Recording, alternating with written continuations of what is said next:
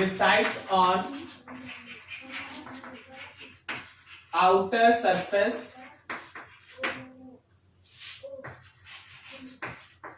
of conductor। चाहे आपके conductor का कोई भी शेप हो, मान लो जैसे मेरे पास एक स्फेरिकल कंडक्टर है, अंदर में हॉलो है। मेरे पास एक स्फेरिकल कंडक्टर है और ये अंदर में ऐसे सॉलिड है, ठीक है ना। आराम से समझो, एक एक लाइन समझो। ऐसा ये कंडक्टर ऐसा सॉलिड है, सॉलिड। मेरे पास कोई एक इरेगुलर शेप का कंडक्टर है, हॉलो है। मेरे पास कोई एक इरेगुलर शेप का कंडक्टर है और ये सॉलिड है, लाइक दैट।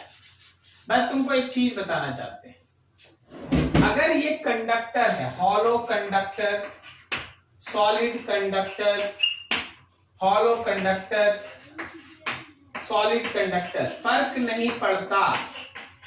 अगर वो कंडक्टर है तो आप जो भी इसको चार्ज दीजिएगा, हमेशा ध्यान रखिए वो चार्ज इसके आउटर सरफेस पे ही रहेगा।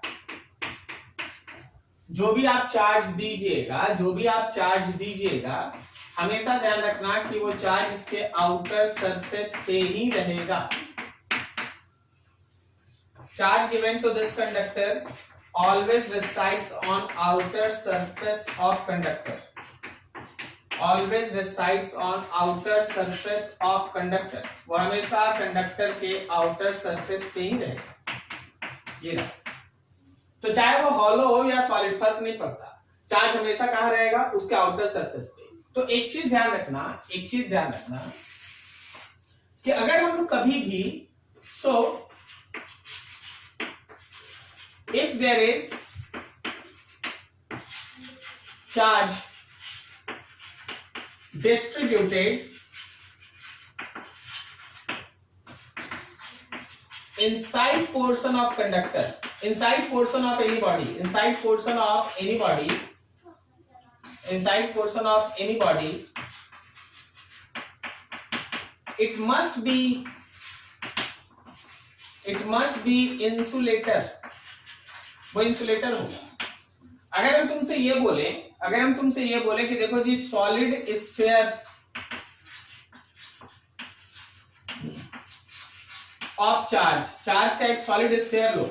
मतलब तुमसे हम ये कह दें कि देखो भाई, एक स्फीयर है, सॉलिड है, सॉलिड स्फीयर है, और चार्ज इसके अंदर है, इसके अंदर चार्ज डिस्ट्रीब्यूटेड है, इसके अंदर में चार्ज, मतलब देखो यहां प्लस ऐसे डिस्ट्रीब्यूटेड। तो एक बात तय रखना कि ये इंसुलेटर ही होगा। अगर ये कोई एक इंसुलेटर है, अगर ये कोई एक इंसुलेटर है, तभी चार्ज अंदर है। क्योंकि अगर ये कोई कंडक्टर होता तो चार्ज अंदर रह ही नहीं सकता, चार्ज बाहर चला जाता। क्या आप समझ पा रहे हैं? कंडक्टर चाहे हॉलो हो या सॉलिड हो, फर्क नहीं पड़ता, स्फेरिकल हो या कोई इरेगुलर शेप का हो, अगर आप चार्ज देंगे तो चार्ज कहां रहेगा? बाहर रहेगा, आउटर सरफेस पे रहेगा। लेकिन अगर आपको अंदर में चार्ज देना है तो उसके लिए इंसुलेटर होना चाहिए। इंसुलेटर को आप जहां भी चार्ज, मान लीजिए रबर का बॉल है, यहां एक रबर का बॉल है, यहां एक वुड का बॉल है, लकड़ी का बॉल है, तो ऐसे केस में चार्ज आप जहां देंगे वहीं रहेगा। तो इंसुलेटर के केस में चार्ज अंदर भी रह सकता है, लेकिन कंडक्टर रहेगा तो चार्ज हमेशा कहां रहेगा? आउटर सरफेस ऑफ कंडक्टर पे, आउटर सरफेस ऑफ कंडक्टर पे। ठीक है, चलो नोट कर लो इसको। इसके बाद हम लोग चार्जिंग प्रोसेस डिस्कस करेंगे। देखो और समझो, यहां से आज का class mainly start. Process of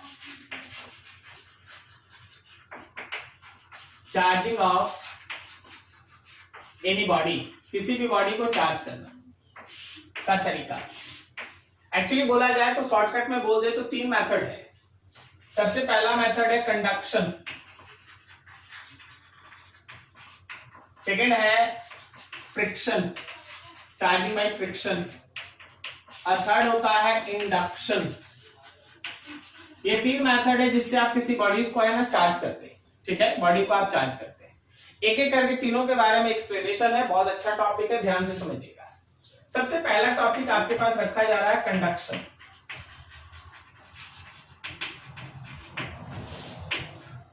अब इसके लिए कुछ टेक्निकल वर्ड समझिए। मान लीजिए मेरे पास 2 कंडक्टर है, एक चार्ज है, दूसरा अनचार्ज भी हो सकता है, चार्ज भी हो सकता है। मेरे पास 2 कंडक्टर है। सपोज ऐसे ये एक कंडक्टर है, इसका चार्ज है Q1 और इसका पोटेंशियल है V1। अब देखो एक वर्ड है पोटेंशियल। पोटेंशियल आप है ना बस 2 क्लास के बाद पढ़ेंगे। जैसे आप ग्रेविटेशनल पोटेंशियल का नाम सुने हैं ना, क्या आप सुने हैं gravitational potential?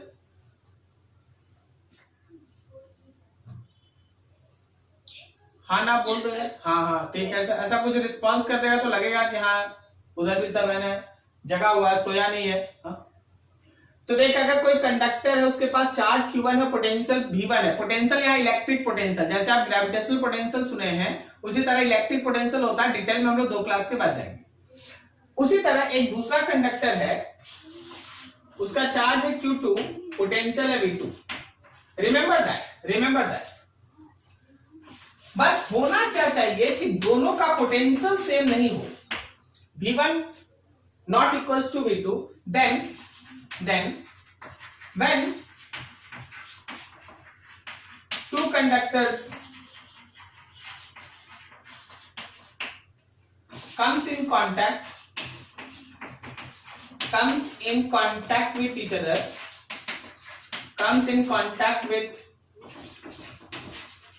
each other, then flow of charge from higher to lower potential takes place until potential of both conductors becomes same। देखो क्या लिखा हुआ है, अभी पूरा इसी पे पढ़ाई है। मान लो मेरे पास 2 कंडक्टर है जिसका चार्ज Q1 Q2 है, पोटेंशियल V1 V2 है। बस होना क्या चाहिए, दोनों का पोटेंशियल सेम नहीं होना चाहिए। कोई पोटेंशियल सेम नहीं होना चाहिए। मान लो एक ज्यादा है कम है, तो जैसे ही आप दोनों कंडक्टर को वायर से जोड़ दिए हैं या टच में ला दिए हैं, हमेशा जो बॉडी हायर पोटेंशियल पे होगा वहां से जो दूसरा बॉडी है जो लोअर पोटेंशियल पे उधर चार्ज का फ्लो होगा। पोटेंशियल हायर से लोअर पोटेंशियल की तरफ चार्ज का फ्लो होगा अंटिल हायर पोटेंशियल वाला घटेगा, लोअर पोटेंशियल वाला बढ़ेगा, दोनों का फाइनल पोटेंशियल सेम ना हो जाए। That process is called conduction. Conduction में 2 बॉडी जिसका अलग अलग चार्ज, अलग अलग पोटेंशियल होगा, जैसे ही हम लोग दोनों को टच में ले आएंगे, जो बॉडी हायर पोटेंशियल पे है उससे लोअर पोटेंशियल की तरफ चार्ज का फ्लो स्टार्ट होगा और तब तक चार्ज फ्लो करते रहेगा जब तक कि उसका दोनों का फाइनल पोटेंशियल सेम ना हो जाए। क्लियर हुआ? अब यहाँ पे कुछ ट्रिकी चीज है, उन सब पे ध्यान लगा। ठीक है, समझते जा। देख कंडक्टर 2 तरह का। इफ कंडक्टर्स आर आइडेंटिकल, मतलब दोनों कंडक्टर एक जैसा है। अगर कंडक्टर आइडेंटिकल है तो याद रखना Q initial Q final same नहीं होगा, B इनिशियल Q इनिशियल 1 और Q इनिशियल 2 सेम नहीं होगा, B इनिशियल 1 और B इनिशियल 2 ये भी सेम नहीं होगा इनिशियल। बट आफ्टर कंडक्शन के बाद Q फाइनल जो 1 पे है और Q फाइनल जो सेकंड कंडक्टर पे है वो भी सेम होगा, और पोटेंशियल फाइनल जो 1 का है और पोटेंशियल फाइनल जो 2 का है वो भी सेम होगा। क्या आप समझ पा रहे हैं? कंडक्टर्स अगर आइडेंटिकल होगा तो इनिशियल चार्ज दोनों का अलग, दोनों का पोटेंशियल अलग। जब आप कंडक्शन होने देंगे तो फाइनल चार्ज दोनों का सेम, पोटेंशियल भी सेम। सर अगर कंडक्टर आइडेंटिकल नहीं हुआ तो देखो,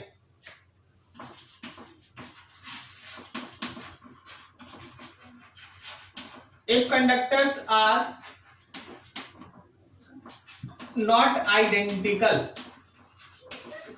अगर कंडक्टर्स आइडेंटिकल नहीं है तो जरा गौर करना, Q इनिशियल 1 और Q इनिशियल 2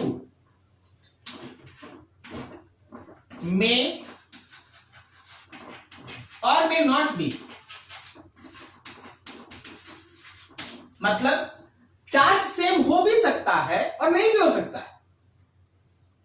यहां पे चार्ज सेम नहीं था, यहां बोल रहे हैं चार्ज सेम हो भी सकता है और नहीं भी हो सकता है, बट पोटेंशियल जो 1 का था इनिशियल और पोटेंशियल जो इनिशियल 2 का था वो सेम नहीं होगा, नहीं होगा, मस्ट। क्या आप इन दोनों में अंतर समझते हैं? थोड़ा बोलिएगा, रिस्पॉन्स कीजिएगा। इन दोनों में अंतर आप समझते हैं? Yes sir.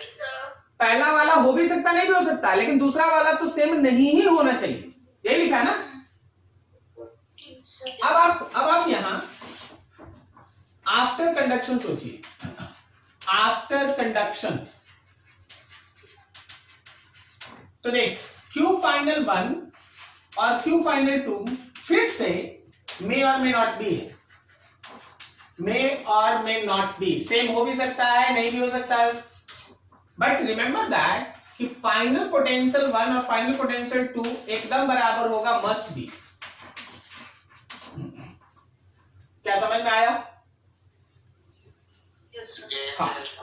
अब तुम सोचो, अब तुम देखो, आज आपका सेकेंड क्लास है, आप जस्ट है ना एक क्लास पढ़े, दूसरा क्लास, अभी आप ऐसे क्वेश्चंस को सॉल्व नहीं करेंगे अनटिल एंड अनलेस हम आपको पोटेंशियल ना पढ़ा दे। अभी देखो दूसरे बैच में चल रहा है, तो दूसरे बैच में ऑलरेडी है ना 1 मंथ का क्लास हो चुका है, तो उन लोगों को है ना, उन लोगों को ऐसा क्वेश्चन सब अब बन रहा होगा, तो आप लोग ऐसा क्वेश्चन टच नहीं कीजिएगा। सर कैसा क्वेश्चन टच नहीं करें? तो आप ये क्वेश्चन टच नहीं करेंगे जिसमें कंडक्टर्स आइडेंटिकल ना हो, ओके। तो हम लोग अभी जो क्वेश्चंस बनाएंगे उसमें कंडक्टर्स आइडेंटिकल होना चाहिए। तो सर कंडक्टर आइडेंटिकल में सॉल्व करने का क्या तरीका है, कैसे होता है, जरा देखो, 2-4 लाइनें, बहुत सिंपल है। इन आइडेंटिकल कंडक्टर्स, हम लोग आइडेंटिकल कंडक्टर्स में Q initial 1 plus Q initial 2 should be equals to Q final 1 plus Q final 2 लगा सकते हैं। चार्ज इज कंजर्व ना, conservation of charge, conservation of charge, charge conserve. If conductors are identical, remember that Q final 1 and Q final 2 same, Q final 1 और देखो हम नहीं बोले initial same होगा, इनिशियल तो सेम हो भी सकता, नहीं भी हो सकता, लेकिन याद रखना कि फाइनल चार्ज हमेशा सेम होगा, फाइनल चार्ज सेम होगा। सर अभी पोटेंशियल क्यों नहीं टच कर रहे हैं? इसलिए नहीं टच कर रहे हैं क्योंकि आप उसको जानते नहीं। तो अभी हम लोग चार्ज से क्वेश्चन बनाएंगे, ओके। जब हम लोग पोटेंशियल सीख लेंगे हम लोग पोटेंशियल से क्वेश्चन बनाएंगे। अब इसका न्यूमेरिकल स्टार्ट करेंगे, नोट करो यहां तक, कहीं डाउट है पूछ लो। आप क्वेश्चन देंगे इस पर, हम लोग क्वेश्चन सॉल्व करेंगे और क्लियर होगा। कंडक्शन एक ऐसा प्रोसेस है जिसमें बॉडीज जब आपस में एक दूसरे के साथ टच में आता है तो जो बॉडी हायर पोटेंशियल पे होगा वहां से लोअर पोटेंशियल की तरफ चार्ज का फ्लो होगा, तब तक फ्लो होगा जब तक कि दोनों का फाइनल पोटेंशियल सेम ना हो जाए, ठीक है। और बाकी आपके पास मैथमेटिकल टर्म है न्यूमेरिकल के लिए, अभी देखेंगे आगे न्यूमेरिकल्स। देखिए ध्यान से, कहीं डाउट है पूछ लीजिए। एक लाइन देखो, हाँ बोलो जी। सर आइडेंटिकल में चार्ज इक्वल नहीं होगा ना, मस्ट है। कहाँ पे, कहाँ लिखे? ये वाला? जी सर। हाँ बिल्कुल एकदम आप लिख सकते हैं। ये भी मस्ट है, ये भी मस्ट है, इवन ये भी मस्ट है, फाइनल सेम होगा, ये भी मस्ट है, ठीक है। शुरुआती चार्ज सेम नहीं होना चाहिए, पोटेंशियल सेम नहीं होना चाहिए, ठीक है। फाइनल चार्ज सेम होगा, फाइनल पोटेंशियल सेम होगा, कोई दिक्कत नहीं। बाकी यहाँ तो देखिए ना नहीं होगा।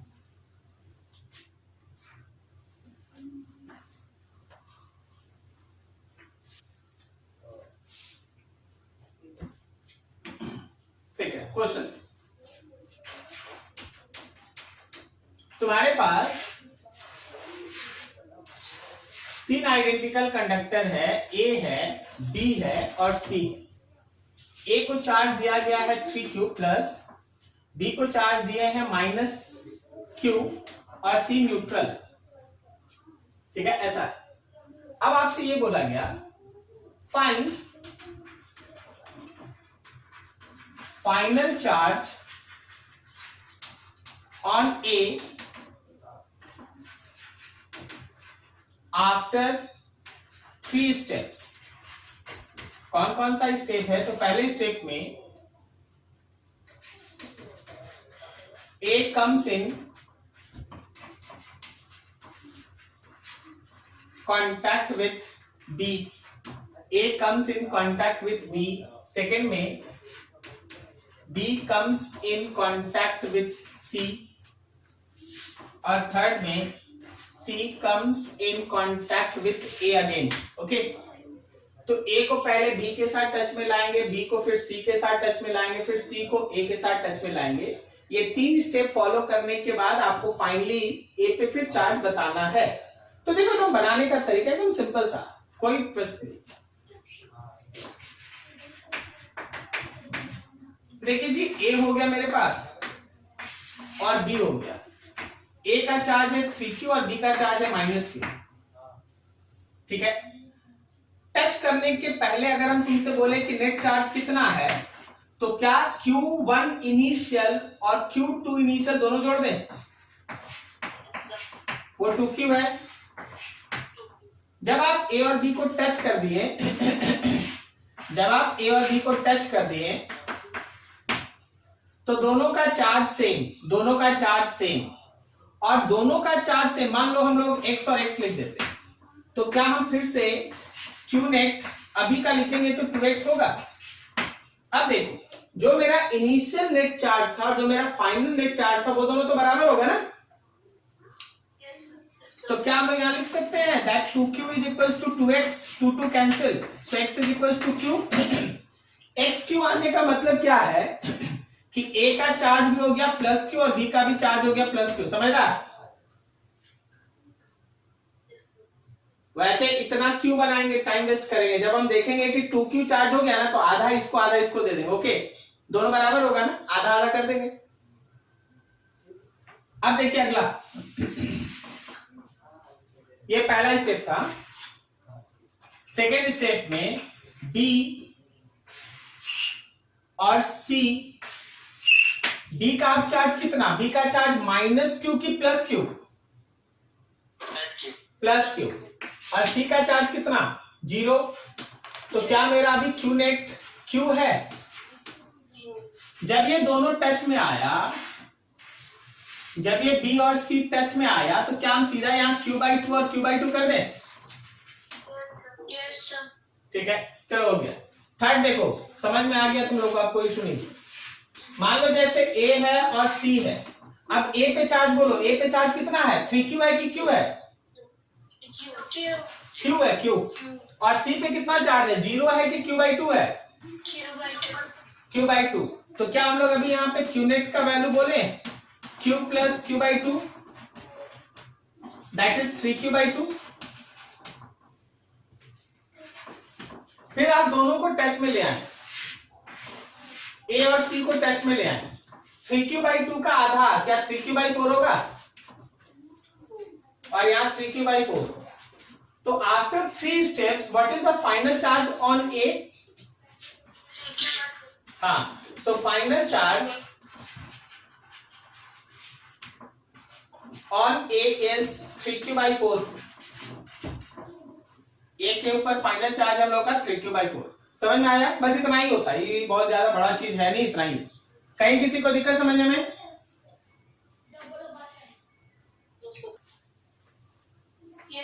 ठीक, थोड़ा सा हमें क्वेश्चन को बस थोड़ा सा एकदम चेंज करते हैं, आप फटाफट बना देंगे, कोई दिक्कत नहीं है। हम इस क्वेश्चन में बस एक छोटा सा चेंज कर रहे हैं, तीनों चार्ज बदलने वाले हैं। उसके बाद आपको यही 3 स्टेप फॉलो करना है। यहाँ पे चार्ज थी -q, ये हम लोगों के पास है 4q और ये फिर है -q।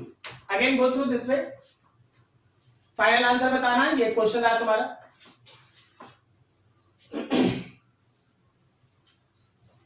चलो बनाओ फाइनल आंसर बताओ।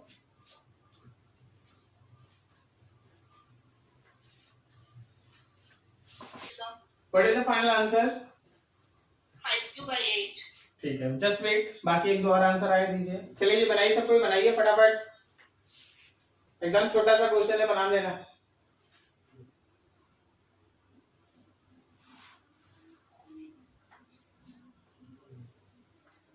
सर 5/8।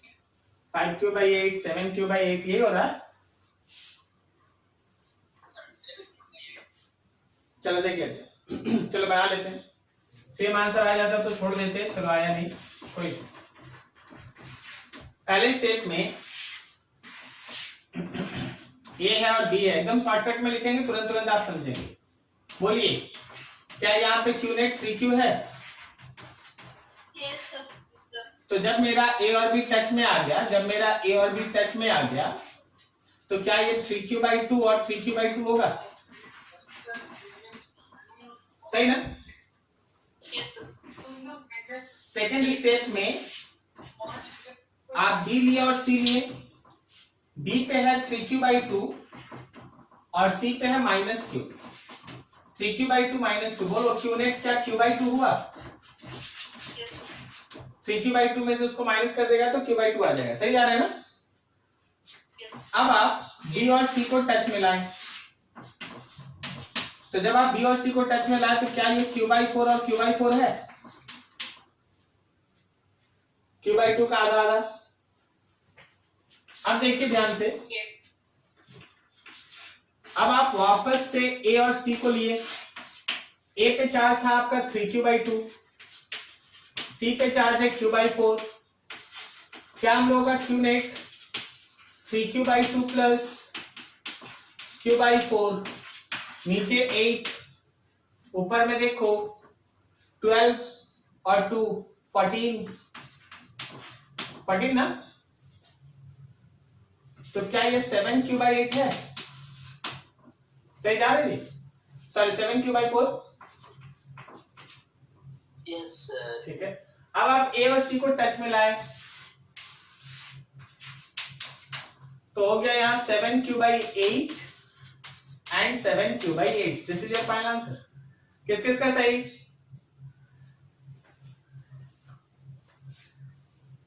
नाम बोल सकते हैं अपना। चलो बढ़िया, ठीक है, 7q/8। चलिए जी, किसी किसी से नहीं बना के आप समझ गए कहां आपसे गलती हुआ। छोटा छोटा कैलकुलेशन मिस्टेक भी हो सकता है, तो उस पर ध्यान रखिए। हाँ, तो कंडक्शन में इतना ही है, इससे ज्यादा कुछ है नहीं सोचने का, तो आप है ना बहुत आराम से समझ सकेंगे। चलिए हम इसी पे बेस्ट एक कॉन्सेप्चुअल क्वेश्चन आपके सामने रखते हैं, थोड़ा समझिएगा।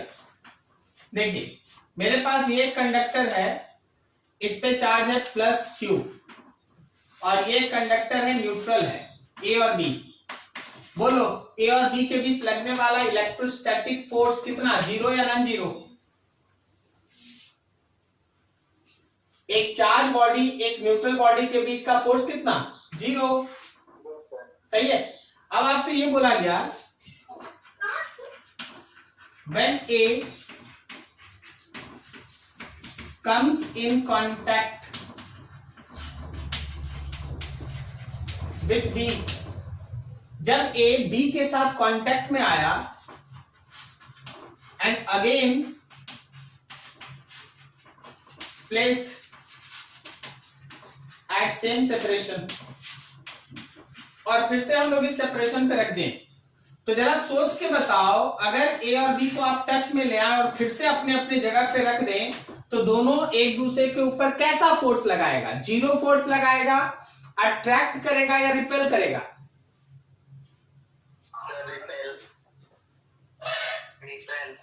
Very good. कोई बता सकता है अभी दोनों पे चार्ज कितना कितना है? Q/2 और दोनों का साइन भी सेम हो गया ना, दोनों प्लस हो गया. So they start repelling each other. ये इसको इधर धकेलेगा, ये इसको धकेलेगा. Force is non-zero and it is repulsive. Force non-zero है और ये repulsive. ठीक है. तो कंडक्शन में इस तरह का छोटा छोटा क्वेश्चन है ना रहता है, उसको आप ध्यान रखेंगे. कंप्लीट ये वाला. अगला हम लोग बढ़ रहे हैं फ्रिक्शन और इंडक्शन में. नोट कर लो इसको भी.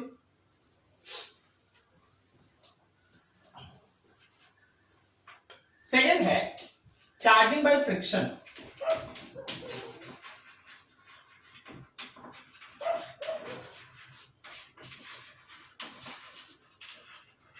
Charging by friction. अब देखिए इसका तरीका है ना बहुत सिंपल है, आप इसको समझने का कोशिश करेंगे. मान लीजिए जैसे हम लोगों के पास, सपोज हम लोगों के पास ये दो बॉडी, ये दो बॉडी, आप इन दोनों बॉडी को एक दूसरे के साथ टच में ले आए और दोनों को एक दूसरे के अगेंस्ट में रब किए. जब आप दोनों को एक दूसरे के अगेंस्ट में रब करते हैं तो फ्रिक्शन की वजह से जिस पॉइंट पे आप रब करते हैं, जिस पॉइंट पे आप रब करते हैं वहां हीट प्रोड्यूस होता है और उस हीट की वजह से एक से इलेक्ट्रॉन निकल के किसी दूसरे में इंटर करता है. फिर से सोचो, अगर दो बॉडीज एक दूसरे के अगेंस्ट में रब किया जाए तो किसी एक बॉडी से इलेक्ट्रॉन निकल के किसी दूसरे में इंटर करता है due to heat which is produced at point of rubbing. जहां आप एक दूसरे के अगेंस्ट में एक बॉडीज को रब करते हैं तो रबिंग की वजह से जो हीट प्रोड्यूस होता है उसी हीट के कारण एक से इलेक्ट्रॉन निकलता है और दूसरे में इलेक्ट्रॉन इंटर करता है. एक से इलेक्ट्रॉन निकलता है और दूसरे में इलेक्ट्रॉन इंटर करता है. That process of charging is called charging by friction. इसको हम लोग चार्जिंग बाय फ्रिक्शन कहते हैं. अब यहां समझने वाला एक दो लॉजिकल बात है. अगर आप इन दोनों बॉडी को एक दूसरे के साथ रब कर रहे हैं तो ए बॉडी से जितना इलेक्ट्रॉन निकलेगा बी में उतना ही इलेक्ट्रॉन इंटर करेगा. तो इससे कंक्लूजन हम लोग ये निकाल सकते हैं कि एक बॉडी जितना प्लस होगा दूसरा बॉडी उतना ही माइनस होगा. कारण क्या है कि एक से जितना इलेक्ट्रॉन निकल के उसको प्लस बनाया दूसरा उतना ही इलेक्ट्रॉन गेन करके माइनस हो गया. सो ये पूरे फेनोमेनन को अगर आप बहुत सिंपल वे से देखेंगे ना तो चार्जिंग बाय फ्रिक्शन क्या है, when two bodies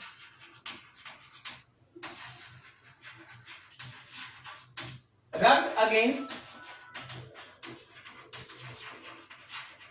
each other, then transfer of electron from one body to other body takes place.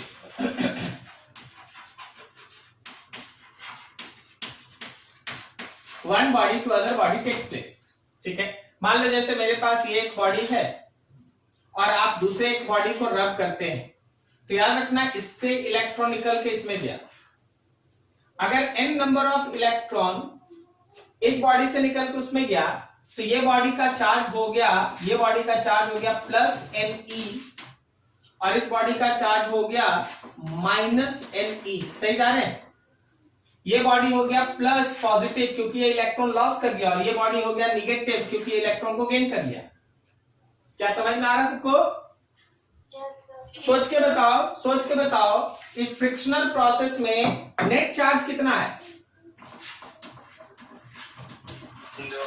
0, क्योंकि जितना प्लस उतना ही माइनस. ठीक है. This is called charging by friction. इसको हम लोग चार्जिंग बाय फ्रिक्शन कहते हैं. इसमें कोई बहुत बड़ा तीर मारने का बात नहीं है, छोटा सा चीज है. दोनों को रब करेंगे हमेशा equal and opposite charge gain करेगा. जरा देखना एक छोटा सा क्वेश्चन और सोच के बताना. देखो यहां से ये एक बॉब है और ये एक बॉब ए है और बॉब बी है. ठीक है. अभी इनके बीच का डिस्टेंस है d naught. When A and B rub with each other,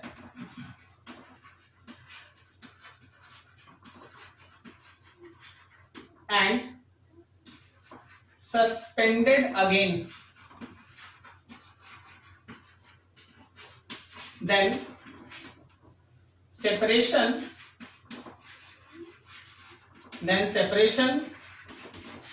between them, पहला greater than d naught, दूसरा less than d naught, तीसरा equals to d naught, चौथा कैन नॉट बी एक्सप्लेन। आपको समझ में नहीं आया कि क्वेश्चन बनेगा कैसे? चलिए सोच के बताइए क्या होगा। सर सेकंड वाला होगा sir, less than D not. ऐसा क्यों होगा जी, बोलो। सर क्योंकि उसको रब करके सर सेपरेट करेंगे ना तो उसमें सर एट्रैक्टिव फोर्स आ जाएगा। बिल्कुल सही, एकदम 100% सही। जब आप इन दोनों को रब कर देंगे ना तो एक प्लस हो जाएगा तो एक माइनस हो जाएगा, दे स्टार्ट अट्रैक्टिंग। ये दोनों एक दूसरे को अट्रैक्ट करना स्टार्ट करेगा।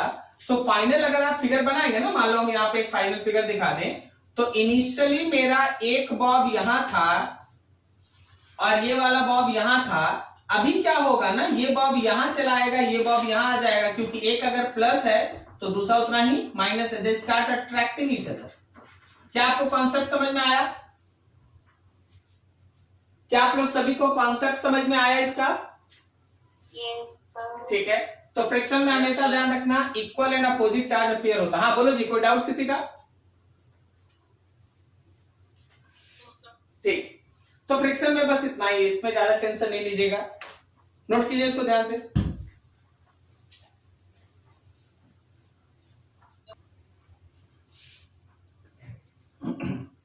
हम लोग के पास नेक्स्ट डिस्कशन का मैटर है चार्जिंग बाय इंडक्शन। ठीक है,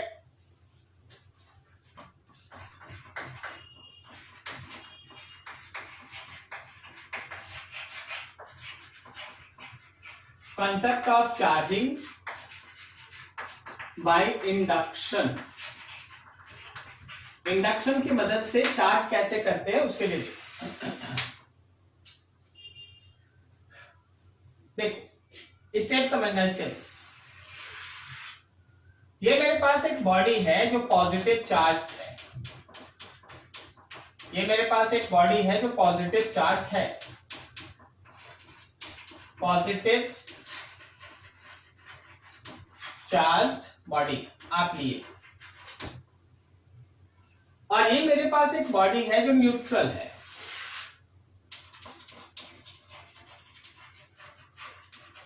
न्यूट्रल बॉडी, तो न्यूट्रल बॉडी को दिखाने के लिए इसमें जितना प्लस बना है उतना ही माइनस बना दी, जितना प्लस बना है उतना ही माइनस बना दी। ठीक है, अब आप क्या करो, मान लो ये ए नाम दे दो, इसको बी नाम दे दो। पहला काम ये करो, A and B comes close to each other. A और बी को एक दूसरे के नजदीक ले आओ। तो देखो, ये मेरा ए, ये मेरा बी, आप ए और बी को नजदीक ले आए हैं। अब थोड़ा एकदम फंडामेंटल, एकदम बेसिक चीज, ए का जो प्लस है वो बी के प्लस को रिपेल करेगा और ए का जो प्लस है वो बी के माइनस को अपनी तरफ खींचेगा। आप ये भी बोल सकते हैं, आप ये भी बोल सकते हैं कि बी का जो माइनस है वो ए के प्लस को अपनी तरफ खींचेगा। देख सिस्टम कैसे चार्ज अपने आप को रीडिस्ट्रीब्यूट कर लेगा, उसको देखना। ए का सारा प्लस इस फेस पे आ जाएगा, सब प्लस रिपेल होके बी का सारा प्लस इस फेस पे चला गया और बी का सारा माइनस इस फेस पे आ गया। ऐसा क्या समझ में आया ये फिगर?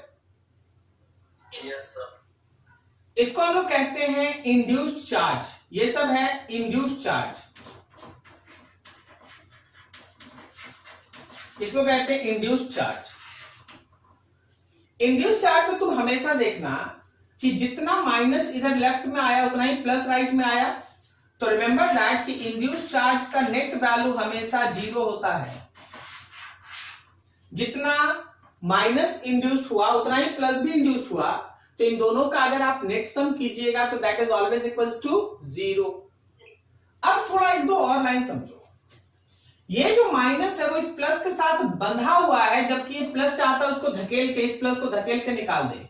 तो जिसको धकेल के निकालना चाहता है वो कहलाता है अनबॉन्डेड चार्ज। इसको हम लोग कहते हैं अनबॉन्डेड चार्ज। लेकिन इस माइनस को ये बांध के रखना चाहता है, so it is called bonded charge. इसको हम लोग कहते हैं बॉन्डेड चार्ज, और वो कहलाया unbonded charge. Bonded charge, unbonded charge, bonded charge, unbonded charge. Clear है? ठीक। तो ये तरीका नेट चार्ज इंड्यूस जीरो। अब देखो एक नया टर्म आपके सामने आने जा रहा है, दैट इज कॉल्ड अर्थिंग। उसको हम लोग अर्थिंग कहते हैं, समझना। B is connected with earth। B को आप अर्थ के साथ जोड़ेंगे तो थोड़ा अर्थिंग के बारे में सीख लिया जाए। वैसे तो डिटेल अर्थिंग है ना कैपेसिटर में आएगा, कैपेसिटर के अंदर आएगा अर्थिंग के बारे में बड़ा कॉन्सेप्ट, लेकिन जो उसका फंडामेंटल नीड है वो क्या है वो सुनना। During earthing flow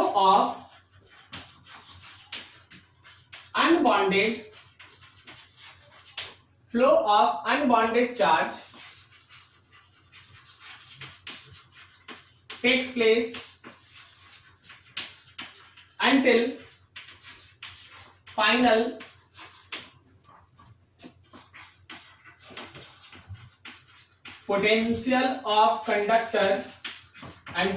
potential of conductor becomes zero। बहुत इंपॉर्टेंट लाइन लिखा हुआ है। कभी भी कोई भी कंडक्टर अगर अर्थिंग है, मतलब अर्थ के साथ जुड़ा हुआ है, तो उस कंडक्टर के ऊपर जो भी अनबॉन्डेड चार्ज होगा वो अर्थ में चला जाएगा, ताकि उसका फाइनल पोटेंशियल जीरो। देखो अर्थ का पोटेंशियल जीरो लिया जाता है, bye convention it is zero. तो जो जो बॉडी अर्थ के साथ कांटेक्ट में होता है उन सब का पोटेंशियल जीरो होता है। अब देखो बार बार पोटेंशियल वर्ड जो आ रहा है ना, तो हम इसीलिए बोल रहे हैं कि इसको जब हम लोग आगे पढ़ेंगे तब ज्यादा एक्सप्लेन होगा। अभी आपको बस वो चीज लेके चलते रहना धीरे धीरे, यही तरीका आपका सिलेबस इसी तरह क्राफ्ट है, आपको वैसे ही पढ़ना है। तो देख हुआ क्या, ए है, ये बी है, ए का सारा प्लस है इधर है, बी का माइनस है और प्लस है।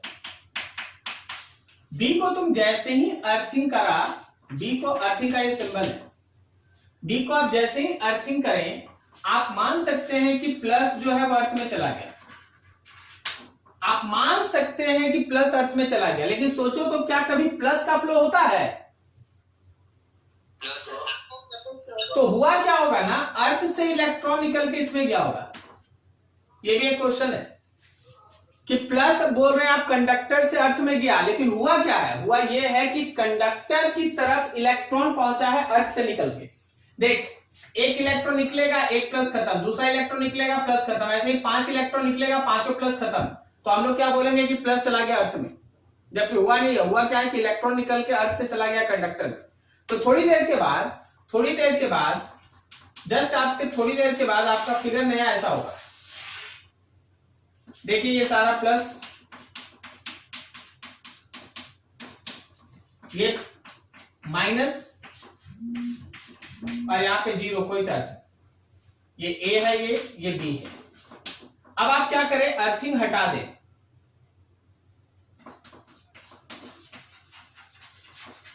थर्ड में अर्थिंग इज रिमूव्ड, आप अर्थिंग को हटा दें। जब आप अर्थिंग को हटाइएगा, लेकिन ए और बी को अगर आप नजदीक रखें तो देखिए क्या होगा। ये ए है, ये बी है, ए का सारा प्लस यहीं बना रहेगा, बी का सारा माइनस यहीं बना रहेगा। जब आप ए और बी को अलग कर देंगे, अगला step fourth, when A and B are separated, जब A और B को आप अलग कर देंगे, A यहां है, देखो इधर जगह नहीं, हम नीचे बना देते हैं, B यहां है, तो A का सारा प्लस A में फैल जाएगा ऐसे, A का सारा प्लस A में, और B का जितना भी माइनस आया था वो B में फैल जाएगा। This is the way we can charge any body by using induction method. ये तरीका है जिससे हम लोग किसी बॉडी को इंडक्शन मेथड से चार्ज करते हैं। बोर्ड पे लिखा हुआ हर एक चीज को ध्यान से देखना और कुछ कुछ बोल रहे हैं उसको समझते जाना। पहला फिगर से लेकर लास्ट फिगर तक देख लो, ए और बी कहीं टच में नहीं आया, क्या बोलता, सही है? Yes, sir. हमेशा उनके बीच गैप है। लेकिन जो पिछला दो मेथड आप पढ़े, कंडक्शन पढ़े या फ्रिक्शन पढ़े, दोनों में बॉडी एक दूसरे के साथ टच में आया था, सही जा रहे हैं? Yes, sir. ठीक है, तो इंडक्शन एक ऐसा मेथड है जिसमें बिना बॉडी कांटेक्ट में आए एक दूसरे को चार्ज कर देता है। अब दूसरा चीज समझना कि आप यहां प्लस लिए थे, इस बॉडी को आप पॉजिटिव लिए थे, ये न्यूट्रल था, तो देखो न्यूट्रल वाला हो गया निगेटिव और प्लस वाला प्लस ही रहा, सही जा रहे हैं? Yes. न्यूट्रल वाला हो गया निगेटिव और प्लस वाला प्लस रहा। आप सोचो जरा अपने से, अगर यहां माइनस लेते तो बी कैसा होता? Positive sir. Positive. B positive होता है, पॉजिटिव। ठीक है। अब यहां देखो, यहां प्लस है तो बॉन्डेड चार्ज कैसा है? माइनस। Minus. और अनबॉन्डेड चार्ज कैसा है? प्लस। अब सोचो, अगर हम यहां माइनस लेते तो बॉन्डेड चार्ज कैसा होता? पॉजिटिव। पॉजिटिव। और अनबॉन्डेड चार्ज कैसा होता? Negative. नेगेटिव। नोट कीजिए वहां तक, उसके बाद कुछ और भी एक्स्ट्रा है उसको दिखाते हैं, नोट कीजिए वहां तक। अभी जरा देखिएगा और समझिएगा।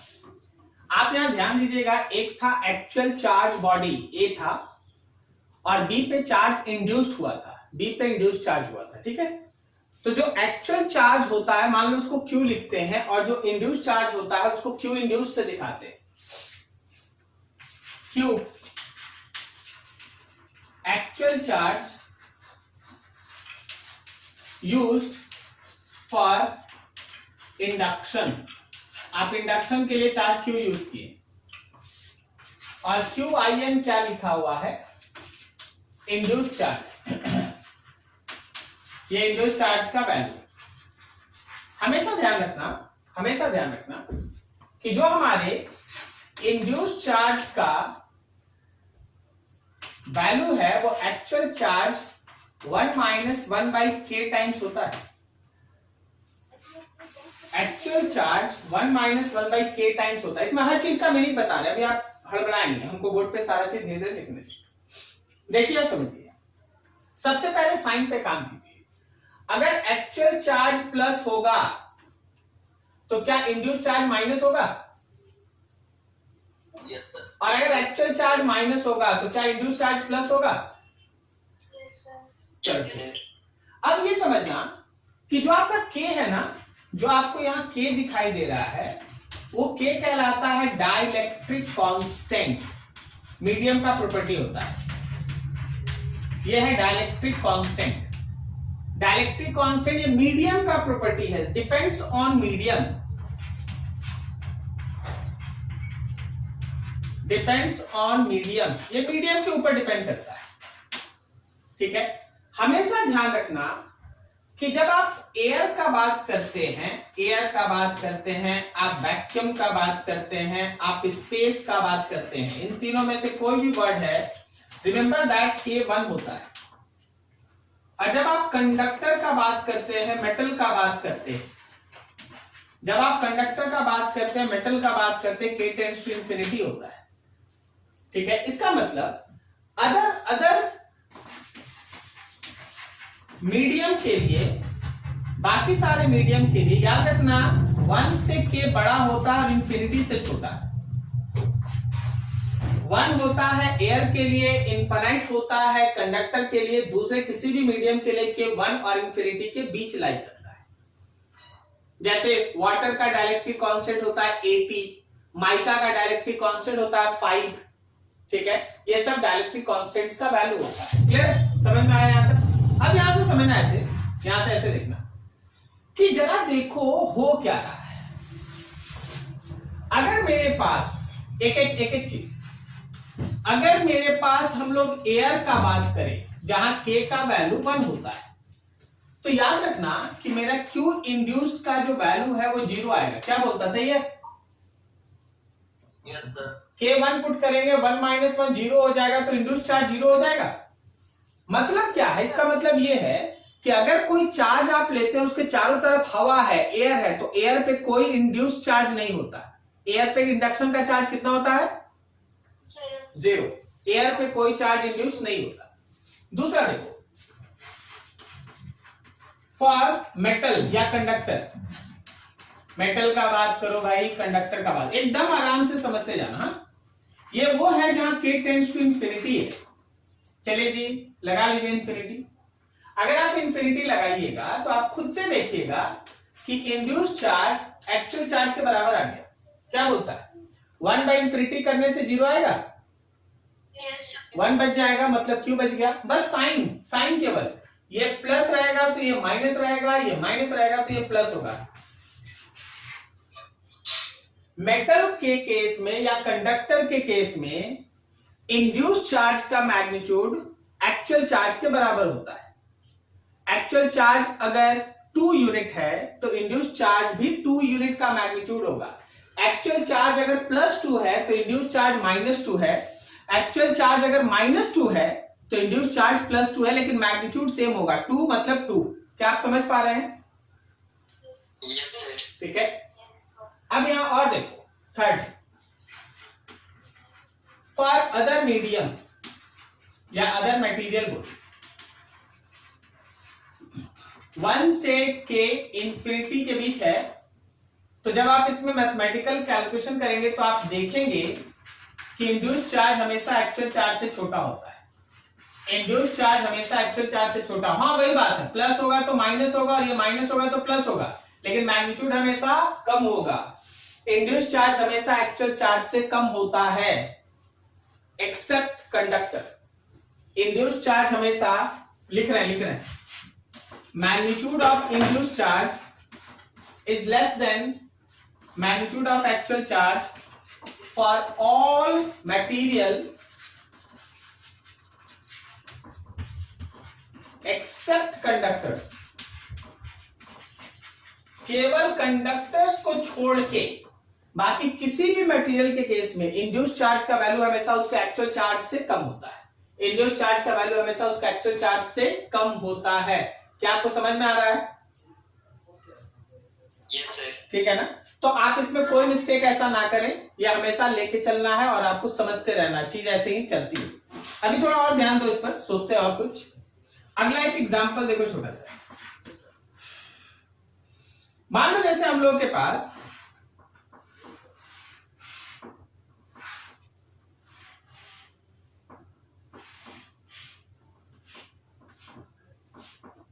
ये एक क्यूब है, ये एक ऐसा क्यूब है जो मेटल का है, और यहां पे हम एक चार्ज रख दिए हैं Q। तो तुम अगर इस फिगर को ध्यान से देखो, तो तुम देखेगा कि यहां पे अगर +Q था तो क्या इस फेस पे माइनस डेवलप होगा? Yes sir. और इसका दूसरा फेस तो ये है ना, इस फेस पे प्लस डेवलप होगा। नहीं समझा? Yes sir. क्या यहां पे -Q है और यहां पे +Q है? सही जा रहे हैं जी, सही जा रहे हैं। Yes sir. Yes sir. Metal था इसलिए चार्ज का मैग्नीट्यूड सेम है, मेटल था इसलिए चार्ज का मैग्नीट्यूड सेम है। क्लियर है? अब जरा देखो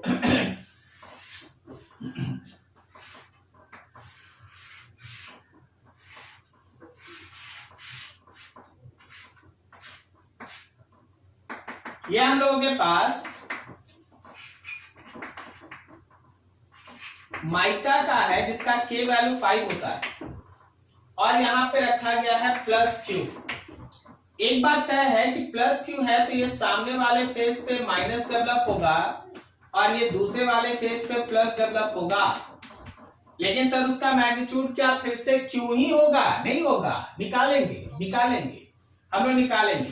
Q इंड्यूस्ड इस Q टाइम्स ऑफ 1 - 1/5, क्या ये 4Q/5 आ रहा है?